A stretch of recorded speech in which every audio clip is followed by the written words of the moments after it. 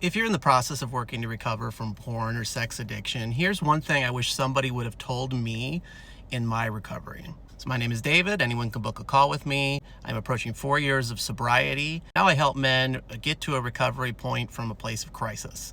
But what I wish someone had told me is that all my negative feelings were normal. And what I mean by that is you'll have two conflicting desires. One will be a desire to do the right thing, to make the repairs, to build trust, to tell the truth, to be a man of integrity. And then the second conflicting feeling is that you'll want to go back to the behaviors that are destructive, that the lying, the covering up, the porn, the sex addiction, anything of those behaviors will also be as strong, if not sometimes stronger, than the desire you have to do good.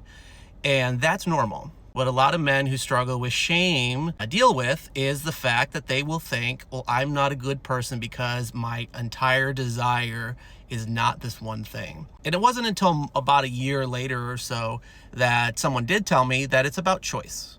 Everything's just about choice. So your desire to do something is going to conflict. What determines your next steps is your choice. So what I encourage you today is that you have these conflicting desires. Give yourself some rest to say it's okay.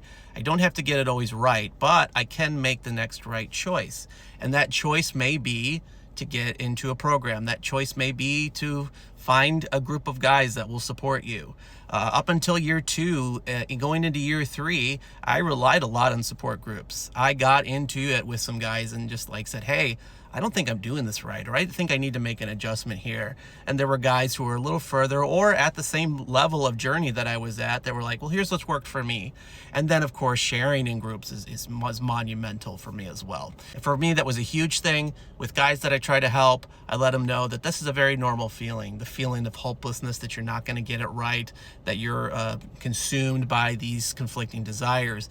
But what's the step that we're going to take next? What's the next decision that we're going to make? Let's take it one decision at a time.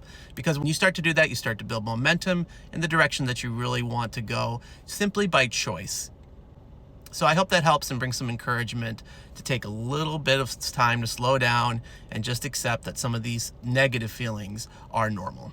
But at the end of the day, you can still change and you can still build something new.